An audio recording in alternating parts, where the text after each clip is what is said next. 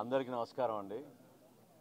ఈరోజు దీపం 2 పథకం కింద ఏదైతే ఎన్నికల ముందు గౌరవ ముఖ్యమంత్రి గారు చంద్రబాబు నాయుడు గారు, గౌరవ ఉప ముఖ్యమంత్రి గారు పవన్ కళ్యాణ్ గారు, అదేవిధంగా భారత ప్రధాని నరేంద్ర మోడీ గారితో కలిసి మేము కూటమి ప్రభుత్వంలో ఏర్పడకుండా ముందు ఇచ్చిన హామీ ప్రతి ఇంటికి 3 గ్యాస్ సిలిండర్లు ఇస్తామనే కార్యక్రమాన్ని రెండో విడత ఈరోజు తిరుపతిలో ప్రారంభించుకోవడం ఎంతో అదృష్టంగా నేను భావిస్తున్నాను.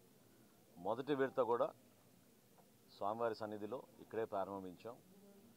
ఆ రోజు ముఖ్యమంత్రి గారి ఆధ్వర్యంలో ఇచ్చాపురంలో దీపావళిలో ప్రారంభించిన ప్రోగ్రాం అద్భుతంగా రాష్ట్ర వ్యాప్తంగా జరిగింది. 99,03,000 మందికి 780 కోట్ల రూపాయల సబ్సిడీతోటి ప్రతి ఇంటికి మేము దీపం గ్యాస్ సిలిండర్ సరఫరా చేయడం జరిగింది. రెండో విడతలో ఏప్రిల్ నుంచి జూలై వరకు ప్రతి ఒక్కరికి అవకాశం ఉంటుంది.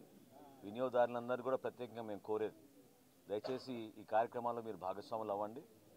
ఎవరికైతే అర్హత లేదని కొన్ని అనుమానాలు ఉన్నాయో మీరు ఈ కేవైసీ చేసుకుంటే తప్పకుండా మీకు కూడా ఆ అర్హత కలిగిన లబ్ధిదారులుగా లిస్టులో మీకు కూడా వస్తుంది. చేర్చుకోవడంలో పెద్ద ఇబ్బంది లేదు, ఎందుకంటే ఈరోజున్న గ్రామ సచివాలయం, వార్డు సచివాలయంలో మీరు ఆ మొబైల్ యాప్లో చెక్ చేసుకోవచ్చు. లేదా మీరు మన వాట్సాప్ ద్వారా మీరు మీ సమాచారం పంపిస్తే తప్పకుండా మీకు సమాధానం తక్షణమే దొరికే విధంగా ఏర్పాటు చేశాం. కొత్తగా 2 లక్షల గ్యాస్ కనెక్షన్లు ఈ 3 నెలల్లో వచ్చినాయి అనేది ఈ 3 గ్యాస్ కంపెనీలు మా దృష్టికి తీసుకొచ్చాయి. హెచ్పిసిఎల్ కానివ్వండి, బీపీసీఎల్ కానివ్వండి, ఐఓసీఎల్ కానివ్వండి. సో ఈ 3 కంపెనీల ద్వారా కూడా ఎక్కడా పొరపాటు లేకుండా ప్రతి ఒక్కరు వినియోగదారుడికి వాళ్ళ ఇంటికి వచ్చి ఈ గ్యాస్ సిలిండర్ ఇచ్చేటట్టు ఒక అద్భుతమైన కార్యక్రమం ఈ సంవత్సరంలోనే, అంటే ఈ 2025-2026 ఆర్థిక సంవత్సరంలో 3 గ్యాస్ సిలిండర్లు 4 నెలలకు ఒకసారి మా కూటమి ప్రభుత్వం అందించబోతోంది.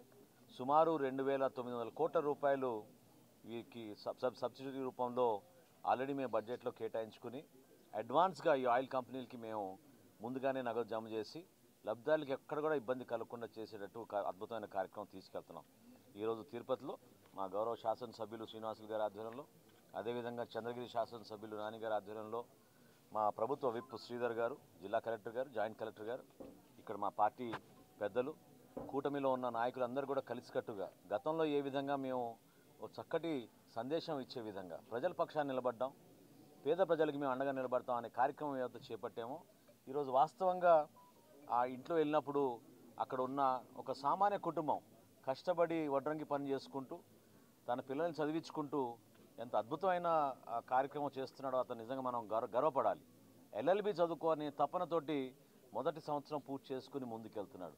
2 బిడ్డలను కూడా చదివించుకుంటున్న కుటుంబం. ఇటువంటి కుటుంబాలనే మన గౌరవ ముఖ్యమంత్రి గారు ఈ P4 అనే కాన్సెప్ట్, అంటే సమాజంలో పేదరికం ఉండకూడదు, మనందరం కూడా ఒక కుటుంబాన్ని ఒక బంగారు కుటుంబంగా గుర్తించి వాళ్ళని మనం ఆదరించాలనేది ఆయన చేపట్టిన కార్యక్రమాన్ని ఇటువంటి కుటుంబాలకు ఉపయోగపడే విధంగా తప్పకుండా రాబోయే రోజుల్లో తీసుకెళ్తాం. అధికార యంత్రాంగం చాలా అప్రమత్తమై ప్రతి ఒక్క కుటుంబానికి ఆదుకునే విధంగా ఈ కార్యక్రమాన్ని మేము ముందుకు తీసుకెళ్తున్నాం. మీరందరూ కూడా సహకరించమని, ఈ కార్యక్రమంలో మీరు కూడా భాగస్వాములు అవ్వాలని ప్రజలందరినీ కూడా మనస్ఫూర్తిగా కోరుకుంటున్నాను.